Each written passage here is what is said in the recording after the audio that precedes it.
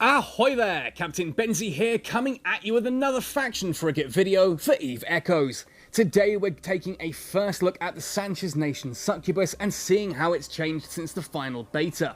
What we're going to be looking at is what the Succubus is and what it does, along with how to fit one. We'll then take a look at how you can get one of these yourself and what path you should take in order to skill into it, what ships you'll use en route and what skills you should be training as you go.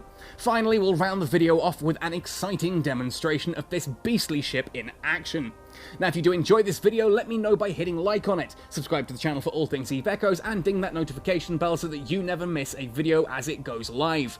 Let me know what topics you want to see me cover in future videos by commenting down below, or finding me on the social media channels you see along the bottom of your screen. And finally, of course, if you do want to go the extra mile to help support this channel, you can do so by joining us on Patreon. Details are on screen now. Anyway, that all said and done, let's have a look at the Sanchez Nation Succubus. Sanchez Nation are one of the 5 main pirate factions in EVE Echoes, alongside the Guristas Pirates, the Serpentis Corporation, the Blood Raider Covenant, and the Angel Cartel. And like the Blood Raider Covenant, you will find these guys as you are drifting through a Mars space. You'll see Sanchez Nation or Blood Raider combat anomalies, basically. Now, the backstory behind these is that there was a guy called Sacha Kuvake who started to get really deep into his human experimentation on Amari Minmatar slaves. He started using brain implants to basically make a sort of synthetic human drone hybrid race thing. And naturally, the other empires didn't like that much, so they kicked him all the way out to Stain, where it looked like he was gone for a long time, but he resurged a few years later, and that's where we started to see the Sanchez Nation ships like the Succubus, the Phantasm, and the Nightmare. Now, talking enough about the backstory, let's actually have a look at the ship itself. Now, for its fittings, it's very similar to the other faction frigates in that it's got 3 high slots, 3 mid slots, 3 low slots, and then 3 of each of the rigs, combat and mechanical. Now, unusually for something that you'd find in a Mars space, if you look at its defences here, you can see that this is actually a shield tank ship, 1333 on the shield with only 1010 on the armour. Capacitors are pretty good for a ship of this size. Ultimately, it is a laser ship, as we'll see in a moment, so that's kind of why. Max lock targets of 5 and a decent flight velocity of 414. Now, ultimately, that flight velocity is something we're going to come back to in a moment, but let's have a look at the traits. Now, Sanchez Nation ships all have a rather confusing roll bonus of +1 maximum shield field modules. If you're not sure what a shield field module is, I'll put a link in the description and on screen now to my Thrasher Guardian video that talks about what a shield field module is and how they work and why you might want to use one. Interestingly, it means that these are surprisingly useful for little sort of combat gangs and can be very resilient against stuff like that. But again, that's another topic for another time. If we have a look at its other bonuses here, you've got Advanced Small Laser Operation, as I said this is a laser ship, 20% small laser damage, and 7.5% small laser tracking speed. So if you've got this at full 5 levels in Advanced Small Laser Operation, that's 37.5% faster tracking on your turrets, and 100% increase on the damage, meaning those 3 laser turrets act as if they're 6. Then below, for Advanced Frigate Command, which of course you should always be training in if you're going up into the Faction Frigates, because they all benefit from that skill, this gives you a +20% bonus to your afterburner velocity, and a +5% bonus to shield. Now currently I've got this training into level 5, so I've only got level 4 at the moment, but that is of course a 100% increase to the afterburner velocity bonus, and a 25% increase in shield, which makes this thing astonishingly tanky for a frigate of its size. Now ultimately then, how would we fit this? Well, there's a couple of different builds that we can look at. Now, as you look at the DPS stat on the right-hand side, I ask you to bear in mind that I wasn't actually intending to have a Succubus this early on. I'm borrowing this from one of the Catskill Cartel guys called the Kiwi, so big shout out and massive thank you to the Kiwi for giving me the opportunity to do this first impressions video on the Succubus. I will come back later on when I've got my own and I'm fully skilled into it to showcase what this thing can do at full power. Now, for me, I've only got Advanced Small Laser Operation currently trained to level 2, which means I'm only getting a 40% small laser damage boost. That's reflected there in that 203.29. If you get that all the way up, I'm missing basically 60% of the damage that this thing can actually output. Again, I'll showcase that at a later date. Anyway, as I mentioned, there are 2 builds that we can go for with the Succubus. The first is a Brawling build, and that's what we're looking at here. Now for a Brawling build, we go with something like the Corpi C-type small pulse lasers. Small pulse lasers of the best quality you can get, ultimately. These have a very short optimal range of 5.51 kilometers with a very quick accuracy fall-off of 2.8, so you do want to kind of be within that 7 to 10 kilometer range, otherwise you're starting to really lose some of that damage and just not hitting particularly well. But it is very high DPS. You can see each of these are 67.76 DPS each. That's an insane amount of damage output for a turret that ultimately, when you have this fully skilled, is going to be doubled to what's that, 130 damage each? 130 damage per laser, that's 390 damage across the 3 lasers there. It's insane, and that's before we look at rigs and the low slots as well. Now, talking about the low slots, we have gone for a Judgment Heatsink. Ultimately, this just gives you an additional flat bonus to the damage that those turrets put out, so it's 5% on top of what the turrets already would do, and it can be activated to increase that to 8.6% for a short period of time. Well worth having on a ship like this that doesn't actually need much else in the low slots. Now, because of that roll bonus that makes the afterburner essentially act like a micro warp drive, we've gone for a Ranger small afterburner. This thing is absolutely monstrous. You can see that 293% flight velocity adjustment is baked into the Ranger small afterburner itself, but the ship itself, again, if I have this trained up to Advanced Frigate Command 5, I'm currently Advanced Frigate Command 4, but at 5, that's 100% afterburner velocity bonus. I can currently get this going over 2,000 meters per second. With the full training there, that's about 2,200, which makes this a very difficult ship to hit if you're speed tanking with it. And basically, by having an afterburner that works as a micro warp drive, it's one of the main things that the Succubus does. That means it gets all the bonuses of the micro warp drive, that insane flight velocity, without any of the negatives. This doesn't chew 25% of your capacitor, nor does it have that signature radius increase that makes you harder to hit, that makes you easier to hit. Ultimately, that is a huge bonus to the Succubus. It can move as fast as if it's got a micro warp drive with none of the negatives. Now, as I mentioned, this is a shield tank ship, so I've gone for a veteran small shield booster, which I will aim to have active at all times. We're going to be up close and personal, we're going to be orbiting at a short range to try and speed tank to the best of our ability, but I do anticipate taking a few hits here and there, which the shield booster is going to very quickly boost back up and repair those shields, so that we ultimately take no net damage at all. Now, because of that short range, because we want to have that shield booster active at all times, and we still want to be able to use the gyro stabilizer, the heatsink whenever it's available, in the mid slots, I've gone for 2 Vricolacus small energy Nosferatus. Vricolacus, try saying that 3 times fast. Ultimately, this is designed to drain your opponent's capacitor and keep yours topped up so that shield booster can be running at all times. Finally then, the mid slots are rounded out with an interruptive warp disruptor so that we can go PvP hunting with this, or hopefully we can go PvP hunting with it, because you all know my opinions on how terribly off-balanced warp stability and disruption is at this point in time, and how difficult it is to actually, lock someone down. Now, all that said and done, the rigs then, of course, also reflect this setup.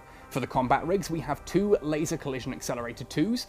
These would each give a damage bonus of plus 15% to any laser weapons. Do note that because they have that penalty at the bottom there, it doesn't actually work out as a 30% increase for having these 2 fitted.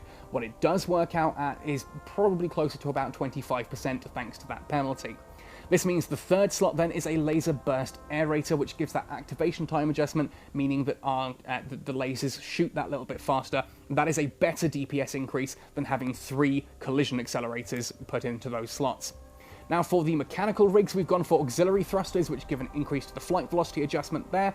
Again, I would get these up to tier 2. This isn't my ship, so I'm sure the Kiwi's working on that right now. These things are expensive, folks. Cut us some slack.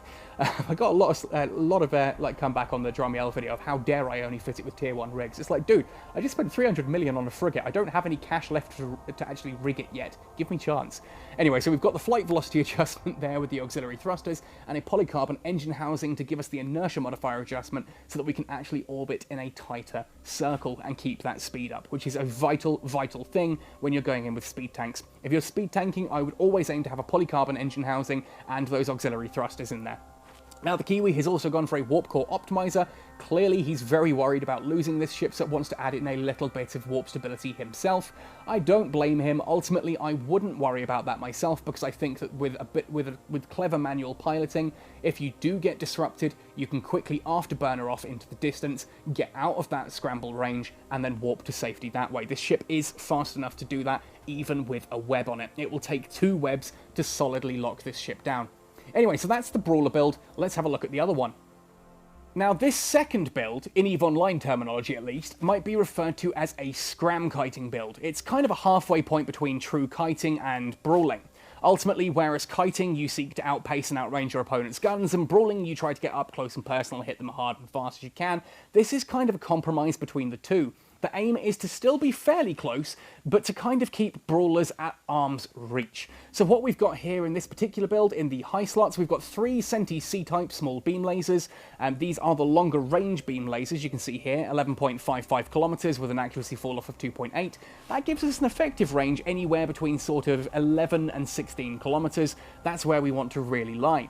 Now that means that whilst we're orbiting at that, we can still be using our interruptive warp disruptor to lock them into position, and we've got 2 interruptive stasis webifiers, each of which has a 13-kilometer optimal range, so that you can really hold your opponent in place and hit them hard as possible. Ultimately, this is really useful against interceptor builds, or things like the Dromiel, or any build ultimately that wants to try and get within that 13-kilometer radius. You can orbit at 13 kilometers and keep them firmly at that distance. You control the range of the engagement whilst still having them disrupted. It makes for actually some really powerful builds for PvP. Now, the low slots in this build are the same thing here. We've still got the propulsion system of our afterburner, we've still got the shield booster, and we still have the heat sink there as well. In fact, the rigs are exactly the same here. You would fit this either way. You can see the damage does come down a little bit because we're swapping from those high-powered pulse lasers up to the slightly weaker beam lasers, but we do get that range and that control, which allows things to be just that little bit more survivable. Unfortunately, this does mean that with everything here turned on, the capacitor does drop to 2 minutes 17, but being at range and hopefully outside of a short-ranged opponent's guns, hopefully you're taking less damage anyway, so you only need to turn that shield booster on for a short period of time. So if you're looking at the Succubus and beginning to salivate a little bit at the mouth and thinking, how on earth do I get one of these myself? Ultimately, there are a couple of ways. Now, the most authentic way is to fly through a Mars space until you find a Sanchez Nation dead space. You fly into that anomaly, you beat up all the guys inside there. There should probably be some Succubuses and some Phantasms, that kind of thing in there. When you kill those, they will drop their own vessel debris. Now, the vessel debris, if I go here on the market, just to show you here, is faction ship debris. This is, of course, the Sancha ship debris. And this is currently selling on the market for about 13 million a pop. It's not cheap. It's not cheap. You would take one of these, plus some Amar data cores and a couple of other spares here, and you go into reverse engineering and you reverse engineer that blueprint. Now, unskilled, one wreck will give you a 50% chance of making that blueprint. Ultimately, I got lucky. I had a couple of Sanchez ship debris. I had one of those. I popped it into the slot, did the whole thing, and I got one blueprint straight out of it. 50% chance, not always great. You can train into reverse engineering to give yourself a bit of a better option. Obviously, otherwise you can go onto the market and look for the blueprint yourself. These, however, are not cheap at all. Again, these tend to be fairly expensive. That's an Executioner Interceptor, not what I'm looking for. Keep going down. Here we are, the Succubus blueprint. If there are any on the market here, 35 million. That's just for the blueprint. Like with the Dromiel, if we actually have a look at what it takes to build one of these things, you'll see that it's, again, this is based on me not having manufacturing skills. The manufacturing cost alone is 55 million ISK in order to turn the oven on, and those materials you'll see are just insane. 35,000 condensed alloy, 27,000 precious, then the titanium, that's 207 million, I think, or 20 million, 207, I can't see, there's too many digits for my poor little brain to cope with. It's a lot. The point I'm making is, it's a lot. This ship, once you've got the blueprint, the materials and turning the oven on will cost over 300 million at current market prices. They're not cheap ships, and I do strongly recommend that you seriously consider whether or not this is the kind of ship you want to fly. Because we had a visitor yesterday in our home system who decided that he wanted to come down in a Succubus, and he took on a couple of our miners and nearly got one of them before a couple of coercers turned up and ruined his day. Ultimately, that is a very, very expensive ship, lost because the guy did not know how to pilot one of these and didn't actually understand what it can take on. Anyway, talking about how to pilot one of these and what it can take on, let's actually undock it and see it in action. So if we come into a combat anomaly out here, you can see I'm looking at an Angel Small Anomaly 7, just to kind of showcase this. We're going to lock onto absolutely everything. I'm going to pick a target, starting with the Tal War, because it's the closest and smallest. And then we are going to activate that Afterburner at micro warp drive speed to try and get in for a nice close orbit.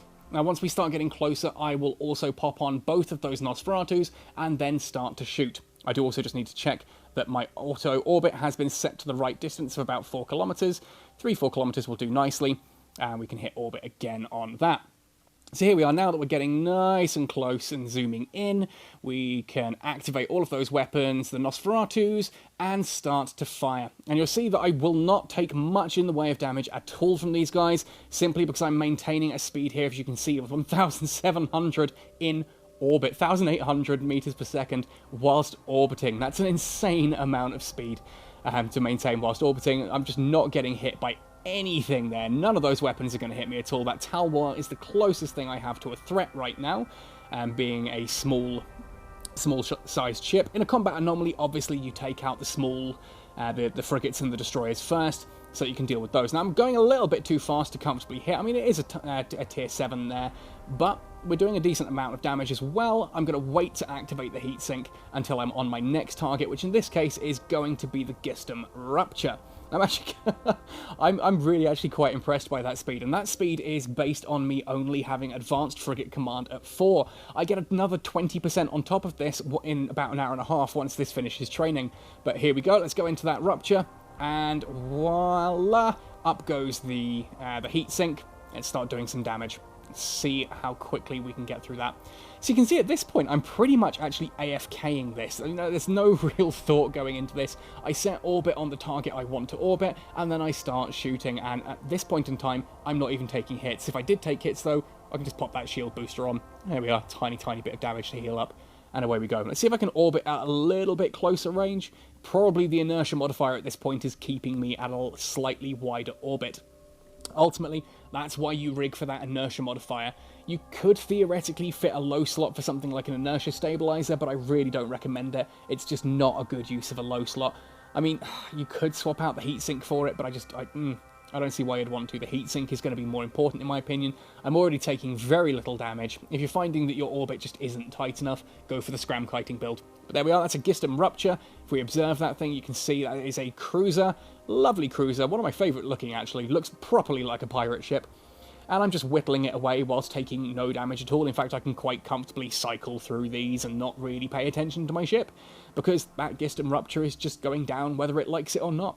Genuinely nice and slow. Verona, if you should be watching this video at this point in time, that'll give you a good answer, but I will actually respond to you in text in a moment. The Succubus is amazing. I still love this ship so much. It is a great little ship. I don't think it's actually been touched at all since the final test, so it's still every bit as powerful as it could be, as it used to be. You can see here in PvP, it just goes too fast to take any damage at all. I've taken, what, a couple of % there.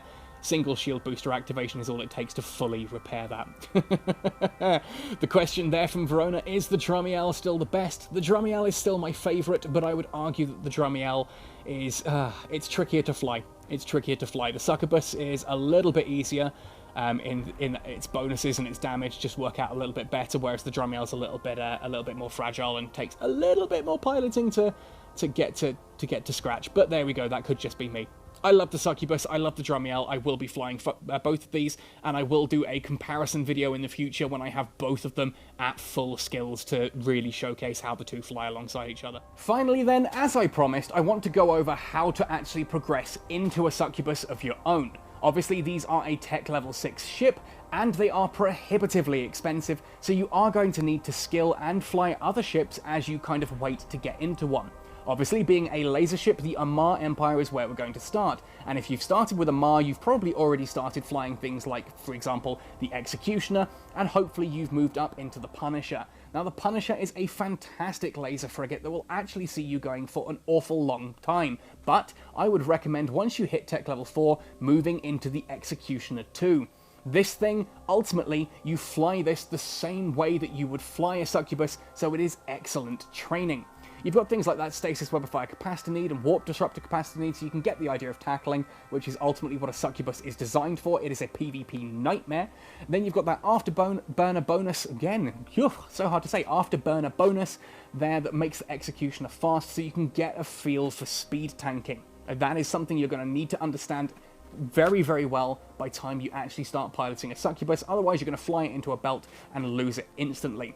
Also, Frigate Command gives you bonuses to small laser damage, and Frigate Command is a skill that, as you'll see in a moment, you're really going to be wanting to train up ASAP.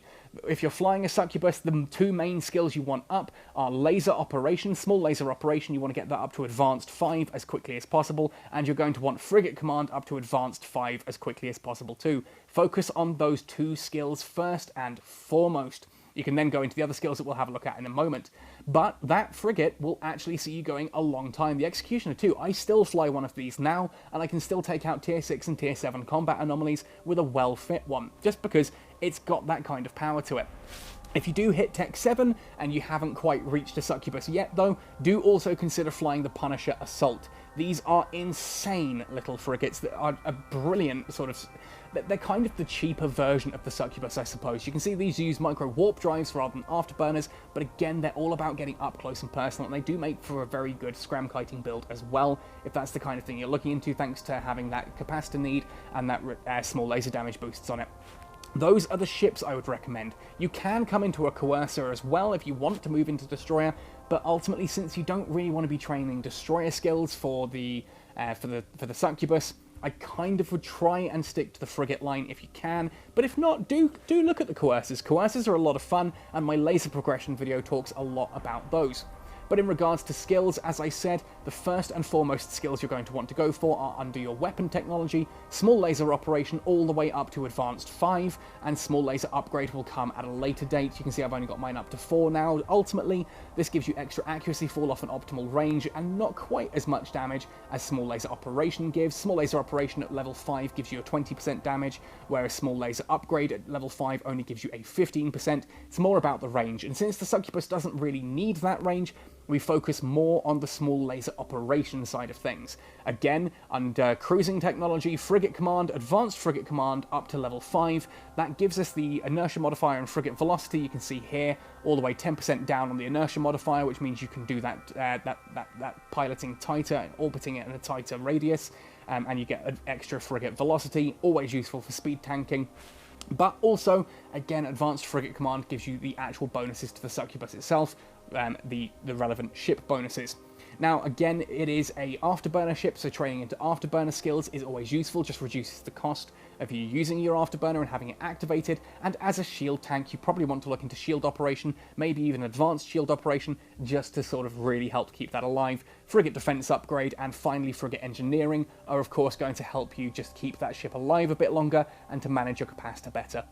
Anyway, folks, I do hope that gives you some inspiration in regards to the Succubus. Hopefully you can see why I absolutely adore this little combat beetle, and maybe it's inspired you to give it a go yourself. They're not cheap, so do try out with some things like the Executioner to see if this kind of playstyle is up your street first. Don't drop 600 million ISK, or however much it is at the time you get one, into flying a Succubus only to lose it in your first combat encounter. Anyway, folks, thank you very much for watching. Let me know if you think there's anything I missed. If you enjoyed the Succubus, let me know why as well, or what's your favourite ship that you're currently flying in EVE Echoes. Happy sailing, and see you in New Eden!